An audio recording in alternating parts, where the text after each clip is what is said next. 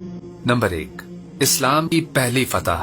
मैदान बदर में फकत 313 के लश्कर ने अपने से 3 गुना बड़ी फौज को रमजान सन 2 हिजरी में शिकस्त दी और इस तरह रियासत मदीना ने पूरे अरब पर अपनी धाक बिठा दी।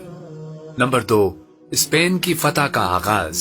सन 93 हिजरी स्पेन की फतह का आगाज रमजान में हुआ। 12,000 मुजाहिदीन ने तारिक इब्न ज़ियाद की क़यादत में एक बड़ी फौज को शिकस्त दी और इसी मार्के में दुश्मन फौज का सिपह सालार किंग रॉड्रिक मारा गया। ये आधे यूरोप की फतह की इब्तिदा थी, उस यूरोप की जहां मुसलमानों ने 8 सदियों तक हुकूमत की।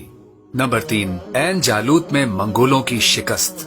तारीख की बड़ी सल्तनतों में से एक मंगोल एम्पायर थी जो हलाकू खान के जमाने तक आधी दुनिया को तबाह कर चुकी थी। समरकंद से दमिश्क तक मुस्लिम दुनिया उनकी गुलाम बन चुकी थी। यहाँ तक के मंगोल मिस्र पर हमलावर हुए जहाँ ममलुकों की एक छोटी सी रियासत थी। उन ममलुकों ने अपने से सैकड़ों गुना बड़ी एम्पायर को ऐन जालूत के मैदान में शिकस्त भी इसी रमजान के महीने में दी, जिसके बाद मंगोल फिर कभी संभल ना पाए और आखिरकार तमाम मुस्लिम इलाके आजाद हो गए। नंबर 4, फतेह मक्का। काबतुल्लाह का शहर, नबी सल्लल्लाहु अलैहि वसल्लम की जाए पैदाइश।